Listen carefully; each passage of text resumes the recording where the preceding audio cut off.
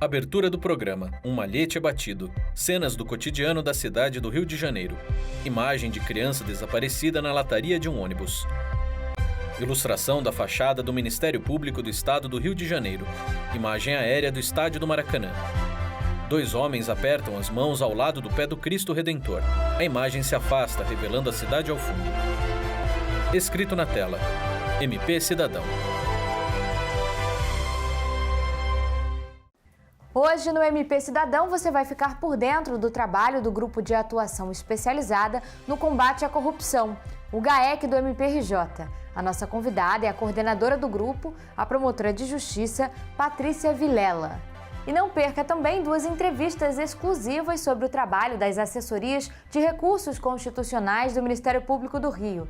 Assista a conversa com o assessor-chefe da Arque Criminal, procurador de Justiça, Orlando Belém. E confira a participação da assessora-chefe da Arque Civil, a procuradora de Justiça, Inês Andreiolo. Está no ar para todo o Brasil, MP Cidadão. É o Ministério Público, mais perto de você. Em mais uma edição da nossa série especial de entrevistas do MP Cidadão, nós vamos conversar sobre o trabalho do Grupo de Atuação Especializada no Combate à Corrupção, o GAEC do Ministério Público do Estado do Rio de Janeiro. Hoje nós vamos receber a presença da promotora de justiça Patrícia do Couto Vilela, ela que também é a coordenadora do grupo. Doutora Patrícia, o que é e como funciona o GAEC? O GAEC, que é o Grupo de Atuação Especializada no Combate à Corrupção, ele é um órgão de execução do Ministério Público do Rio de Janeiro. Portanto, a ele incumbe o desempenho da atividade fim do Ministério Público do Rio de Janeiro. E ele é composto por membros, alguns afastados de suas funções, trabalhando só para o GAEC, e outros acumulando suas promotorias. Em poucas palavras, eu posso te dizer que a atribuição do GAEC é o combate à corrupção. Embora a resolução que o tem instituído tenha elencado um rol de tipificações jurídicas nas quais o GAEC deve atuar, essa lista é meramente exemplificativa e cabe sim a atuação do GAEC em todos os casos de corrupção, seja conhecida a corrupção primária ou não.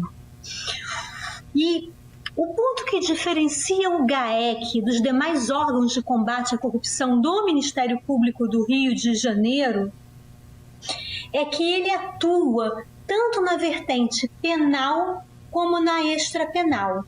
Isso importa afirmar que o GAEC ele vai conferir uma resposta integral às práticas criminosas que ele investiga. Ele vai imputar aos autores os respectivos crimes e improbidades administrativas e também os atos de corrupção concernentes às pessoas jurídicas, além de todas as outras medidas que se fizerem necessárias no fato concreto, no caso concreto. Portanto, é uma resposta que abarca todas as esferas sancionatórias daquele ato ilícito. Perfeito, doutora. Agora, quais iniciativas e casos da atuação do GAEC merecem destaque? Eu não poderia, destacar nenhum deles em especial. Por quê? Porque eu penso que todos eles sejam relevantes para o objetivo do GAEC, que é um combate à corrupção. Por vezes, nós atuamos em casos que apontam desvios vultosos em detrimento do patrimônio público. Em outros casos, não. A importância pleiteada pelo GAEC ela é muito menor. Mas ambos, como em todos os outros, casos que o GAEC atua, o que nós enfrentamos é uma grande moléstia social. Que valores republicanos que deviam guiar as escolhas dos nossos agentes públicos são exterminados pela corrupção. E esses valores, e quando eu digo valor, é como algo estimado, que deve ser perseguido, Esses valores, esses são os mesmos, seja num caso maior, seja num caso menor. Então, é complicado a gente dizer que um caso merece destaque em detrimento ao outro. Mas se a gente quiser, relembrar casos de atuação do GAEC, que ficaram talvez mais marcados, nós poderíamos dizer que em 2018, que foi um ano no qual o Estado do Rio de Janeiro ele se destacou, pelo combate, pelo ajuizamento de ações em relação a diversas desvios, corrupções que nós vimos, o GAEC ajuizou 18 ações civis públicas, tão somente em relação àquelas autoridades cuja atribuição para investigação é do Procurador-Geral de Justiça. Ou seja, são chefes do poder, né, legislativo, executivo, judiciário e os presidentes dos tribunais de contas. Então, são poucas autoridades que estão sujeitas. E no ano de 2018, nós conseguimos ajuizar 18 ações civis públicas. Outra atuação nossa que, a meu ver, né, ela é bem marcada, ela é bem enfatizada, são as diversas operações que já foram feitas pelo GAEC, denúncias também em face de organizações sociais no âmbito da saúde pública, cujos desvios são enormes, porque a verba ela é vinculada e é em detrimento da vida e da saúde das pessoas. Atualmente, a gente pode dizer também que o GAEC tem se empenhado nas hipóteses das cognominadas rachadinhas, que é um crime de difícil elucidação em razão da sua própria dinâmica, e talvez seja a razão pela qual temos pouquíssimas condenações nessas hipóteses. Doutora Patrícia, é possível ressaltar os principais desafios e as maiores conquistas do GAEC na garantia dos direitos dos cidadãos fluminenses?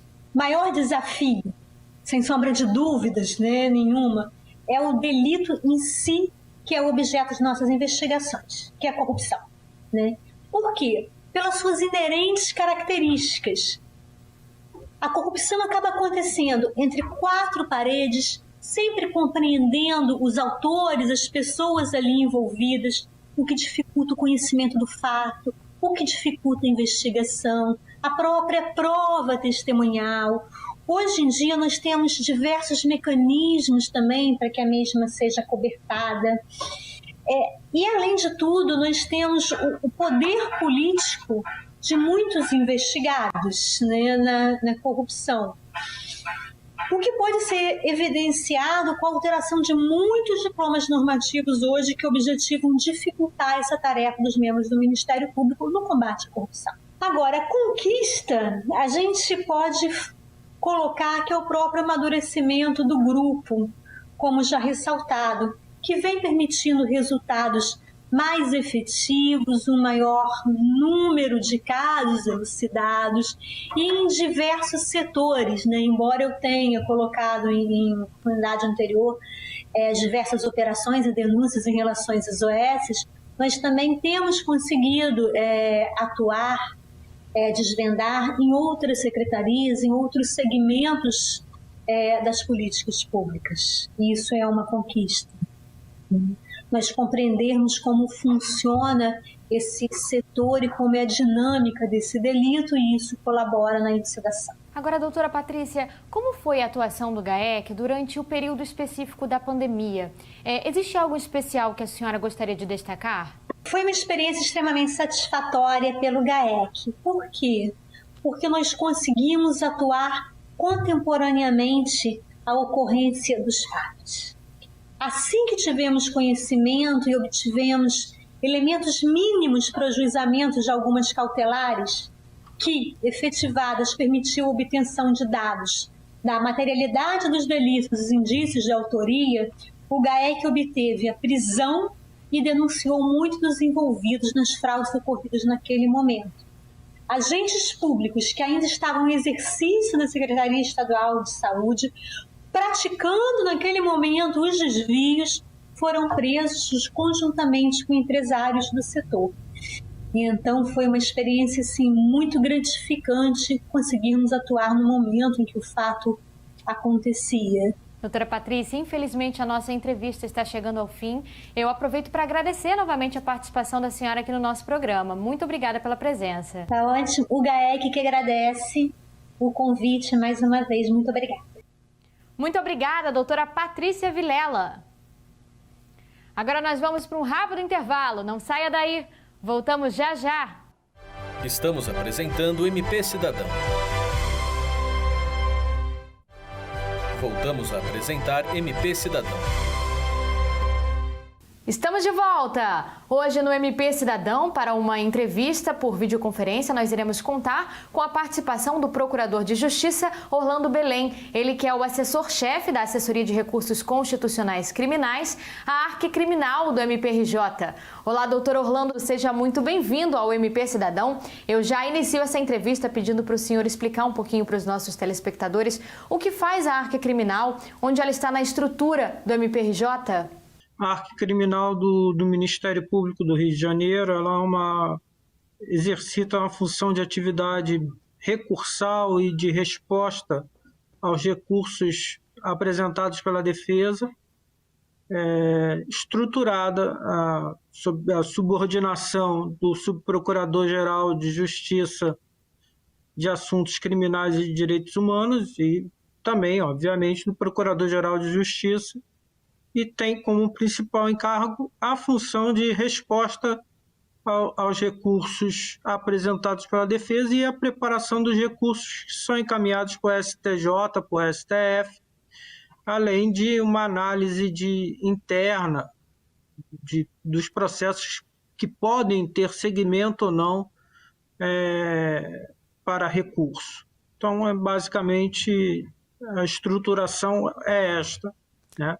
E, ultimamente, assumiu também um papel de análise, de discussão das questões que envolvem incidente de descumprimento, incidente de deslocamento de competência, que é o IDC, no qual nós temos participado já em 2 processos, que foi o caso do IDC da Marielle e o outro, que é o IDC da Favela Nova Brasília. IDCs 21 e 24 de 2019. Doutor, em que casos a Arque Criminal atua e por quê? Atua em vários casos de relevância e outros onde o Ministério Público tenta sedimentar um posicionamento jurisprudencial, como é o caso de questões envolvendo estupro e definição de importunação, e situações de corrupção de menores, situações outras de roubos e o momento da sua consumação. Então, são diversos recursos existentes na atuação da Assessoria de Recursos Constitucionais. Também tem aqueles recursos que acabam tendo um maior destaque, dada a relevância da pessoa que responde ao processo, como foi o caso do nadador americano Ryan Lodge, a hipótese também do cinegrafista da Band, do Anselmo Santiago, em que foram recursos em que o Ministério Público foi até o STJ a fim de que fosse dado provimento à sua tese e obteve sucesso em ambos.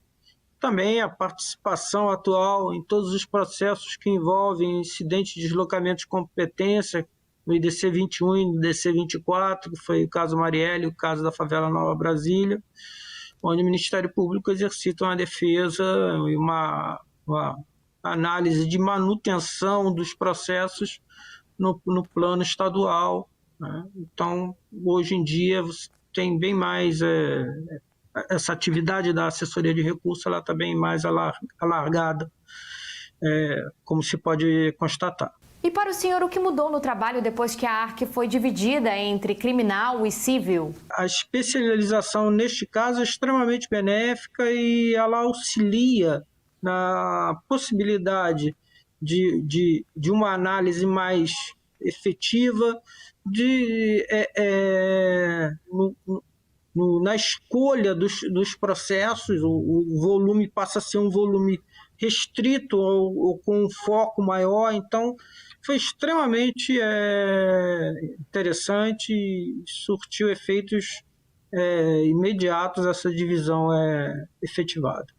Doutor, como foi a atuação da Arque Criminal durante o período de isolamento social? Houve algum caso que o senhor gostaria de destacar? A pandemia, neste aspecto, não afetou. Ao contrário, ela, de alguma maneira, acrescentou outras situações, porque houve um aumento no que diz respeito aos H6 nos tribunais superiores e H6 relativos à pandemia para a liberação de presos feitos sistematicamente pela Defensoria Pública, e em todos eles o Ministério Público do Rio de Janeiro foi até o STJ e apresentou memoriais junto aos ministros, no sentido de que fosse observada a manutenção da prisão e segregação daquelas pessoas que se encontravam presas,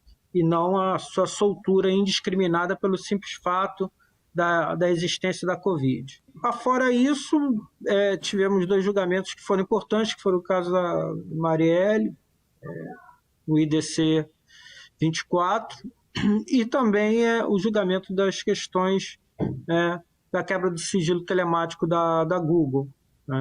Foram 3 recursos ordinários examinados. Doutor Orlando, como o senhor avalia a atuação do MPRJ nos tribunais superiores nos últimos anos? Eu acho que é uma atuação bem precisa, com foco, com a análise dos recursos que são importantes à sociedade brasileira, não só do Estado do Rio de Janeiro, com a sociedade brasileira. Acho que o principal objetivo do Ministério Público tem sido esse, fazer uma seleção das teses que realmente têm que ser encaminhadas ao exame do STJ, ao STF, não fazendo algo irresponsável de encaminhamento de qualquer assunto, mas simplesmente dos assuntos que são importantes e que passam por uma filtragem dos assistentes da ARC, que são excelentes. Nessa oportunidade é importante mencionar isso, o doutor Eduardo Martins, doutor Fábio Mendes Muniz, doutor Pedro Paulo Marinhos Barros, doutor Rodrigo Almeida Maia, todos eles empreendem um trabalho muito relevante no sentido de selecionar, filtrar os temas, a fim de que nós possamos encaminhar sempre a análise do Subprocurador-Geral de Justiça, o doutor Ricardo Ribeiro Martins. Então, o nosso trabalho tem sido um trabalho de exame, de separação do que é importante ou não para encaminhamento para os tribunais superiores. E isso é feito, quero crer, com muito sucesso. Certo, doutor. Infelizmente a nossa entrevista está terminando. Eu aproveito para agradecer novamente a presença do senhor aqui no nosso programa. A assessoria de recurso constitucional, em meu nome, é que agradece essa possibilidade, a abertura de tal espaço, no sentido de esclarecer e de trazer à sociedade toda a atividade desenvolvida pelo Ministério Público, e principalmente salientando que mesmo num período tão tenebroso como este da pandemia, não houve interrupção das nossas atividades, continuamos a trabalhar diuturnamente. Agradecendo, portanto, essa oportunidade. Obrigado. Muito obrigada, doutor Orlando Belém. Nós vamos para um pequeno intervalo. Daqui a pouquinho a gente volta. Até já! Estamos apresentando o MP Cidadão. Voltamos a apresentar MP Cidadão. E para mais uma edição da nossa série especial de entrevistas por videoconferência com membros do Ministério Público do Estado do Rio de Janeiro, nós contaremos com a participação da Procuradora de Justiça Inês da Mata Andreiolo. Ela que é a assessora-chefe da Assessoria de Recursos Constitucionais Cíveis, a ARC Civil do MPRJ. Olá, doutora Inês, muito obrigada pela participação da senhora no MP Cidadão. Obrigada pela oportunidade de estar com você também. Doutora Inês, a senhora poderia explicar um pouquinho para a gente o que faz a ARC Civil, onde ela está na estrutura do MPRJ? Então, Juliana, a Assessoria de Recursos Constitucionais Cíveis é uma assessoria do Procurador-Geral que fica diretamente subordinada à Subprocuradoria de Assuntos Cíveis e Institucionais. Então, na estrutura do Procurador-Geral, a assessoria de recursos constitucionais cíveis é o braço do Procurador-Geral nos tribunais superiores, no Supremo Tribunal Federal e no Superior Tribunal de Justiça, no que diz respeito aos recursos constitucionais cíveis. Perfeito, doutora. E em que casos a Arque Civil atua e por quê? Pois é. Quando é que a Arque Civil atua? Existe uma atuação básica da Arque Civil que é, de acordo com a Resolução 1506 de 2009 do Ministério Público do Rio de Janeiro, que determina que a assessoria de recursos constitucionais cíveis atue toda vez em que um procurador de justiça toma ciência de um acórdão e esse acórdão ele é de alguma forma desfavorável ou de alguma forma cabe recurso desse acórdão e essa tese poderia comportar alguma inconformidade para os tribunais superiores, esse procurador remete esse processo para a assessoria de recursos constitucionais cíveis. E então, nós, da assessoria, a equipe que trabalha na assessoria, elabora o recurso especial ou o recurso extraordinário cabível. Então, a atuação primária da assessoria de recursos constitucionais é essa. Essa atribuição ela é concorrente, no sentido de que o procurador de justiça pode ele mesmo, o procurador da Câmara, entrar com recurso ou remeter para a Arque.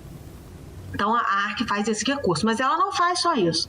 Ela, além de entrar com esse recurso, ela vai atuando, que a gente pode chamar, em todos os recursos filhos, em todos os expedientes que vão nascendo desse recurso. Porque, como a gente sabe, no sistema de processo civil brasileiro, não é só um recurso, né? As coisas vão nascendo, existem admissões, incidentes que vão nascendo, existem recursos que são cabíveis diretamente lá em Brasília, coisas que são reclamações e outros institutos, e todos eles ficam a cargo da Arque Civil quando se trata de tribunais superiores. Doutora, e para a senhora, o que mudou no trabalho depois que a Arque foi dividida entre criminal e civil? Mudou muita coisa porque essa divisão propiciou um trabalho mais específico, né? Um trabalho mais direcionado. As equipes foram mais especializadas de uma certa forma, e isso veio junto com a criação do Escritório de Brasília, que é um escritório que nos dá um apoio que hoje em dia eu acho assim, essencial e que fez a nossa atuação ficar diferenciada. Outros estados também têm, né? O Rio Grande do Sul tem, alguns estados do Sul têm. Faz com que a nossa atuação fique muito mais profissional, né? O bom também da assessoria de recursos ter sido dividida entre civil e criminal, mas no caso específico do que aconteceu, no nosso caso particular, foi que, embora haja uma divisão, não há, porque a gente acaba trabalhando muito junto. E o que dá uma unidade também, né?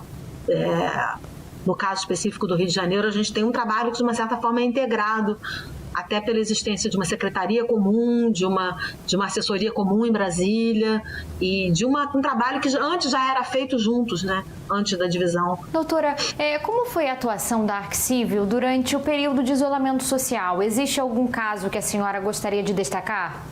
Primeiro, a gente teve o fato de que os tribunais superiores não pararam, pouco pararam. O STF praticamente não parou.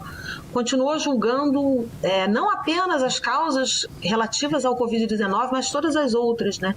Estiveram funcionando, o plenário virtual funcionou a todo vapor e em meio àquilo tudo a gente teve que aprender a trabalhar virtualmente. Se antes nós íamos a Brasília despachar os processos e tal, a gente teve que fazer sustentações orais aqui por videoconferência, despachar com ministros por videoconferência, e tivemos que fazer isso aprendendo a fazer, né? Foi uma coisa que tivemos que nos adaptar à realidade de uma forma muito rápida e sem parar muito para pensar.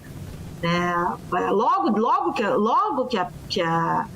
logo no início, se não me engano, foi em final de março, início de abril, o Supremo pautou um termo de repercussão geral que dizia respeito ao aparelhamento de hospitais, que é o Hospital Salgado Filho, aqui no Rio de Janeiro, que é algo que guarda inteira relação com a pandemia, né, que é aparelhamento de hospital público, política pública de saúde.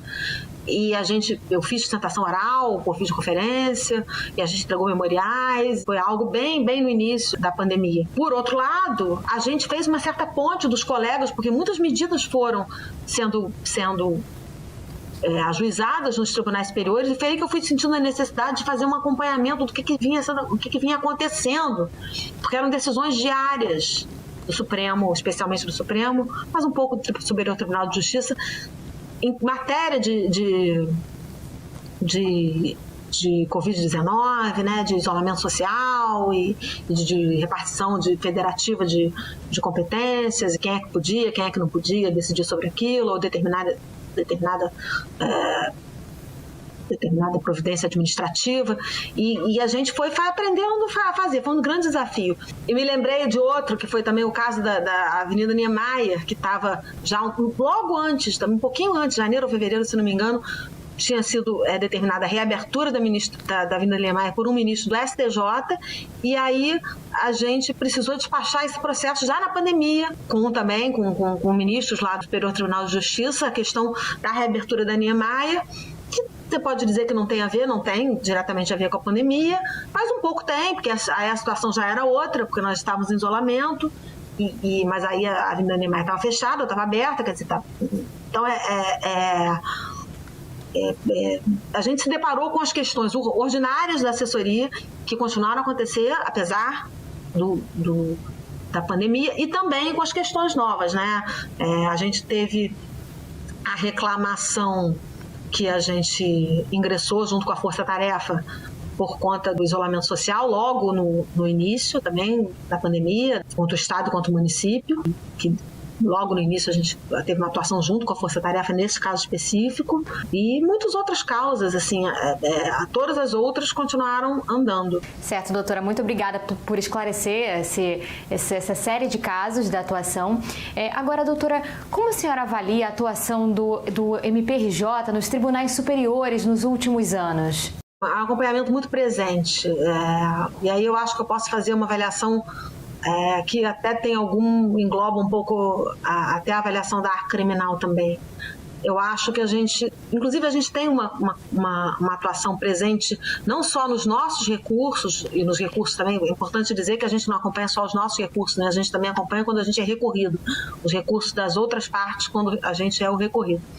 A gente tem uma atuação presente quando a gente já tem um recurso, e a gente tem uma atuação também, a gente vem tendo uma atuação preventiva, quer dizer, a gente consegue, às vezes, detectar ações, às vezes, no caso civil, suspensões de liminar, ações mesmo antes delas se efetivarem. A gente, hoje em dia, tem uma atuação preventiva dos tribunais superiores, que é um pouco o que a gente queria chegar, quer dizer, foi um salto grande, né? É o que eu te falei, quando a gente mal vinha reconhecida a nossa possibilidade sequer de falar, de apresentar nossas peças processuais, de recorrer de decisões monocráticas, de decisões de um ministro só, de decisões de uma pessoa só, coisas que a gente antes não podia fazer, e começamos a fazer. Hoje em dia, a gente consegue até ver que uma questão importante está subindo e integrar, às vezes, as decisões que têm acontecido lá com o que vem acontecendo aqui. Por exemplo, tem uma decisão do ministro Lewandowski que obriga os ministérios públicos diz que os ministérios públicos têm que recolher honorários periciais nas ações civis públicas. Então, vamos integrar uma atuação aqui com os promotores e procuradores para que a gente possa evitar que isso aconteça, o efeito negativo que essa decisão vai ter nos nossos processos aqui no Rio. Doutora Inês, a nossa entrevista está terminando, mas nós do MP Cidadão vamos continuar acompanhando esse importante trabalho realizado pela Arquicível. Eu aproveito para agradecer novamente a participação da senhora no nosso programa. Obrigada, Juliana. Eu que agradeço a oportunidade de falar sobre um pouco da nossa atuação e fazer apenas esse pequeno recorte e nos colocar à disposição também. Muito obrigada. Muito obrigada, doutora Inês Andreiolo. E chega ao fim mais uma edição do nosso programa. Para continuar acompanhando o MP Cidadão, não deixe de acessar o canal MPRJ Oficial no YouTube. Lá você vai encontrar os programas anteriores e outros conteúdos do Ministério Público do Rio. Entre também nas nossas redes sociais, que estão aparecendo aqui embaixo. Interaja conosco por lá ou pelo nosso e-mail. O MP Cidadão também está disponível em podcast. Escute nas plataformas Deezer, Spotify e iTunes. Eu te aguardo no domingo que vem. Um abraço e até lá! Os créditos finais sobem pela tela.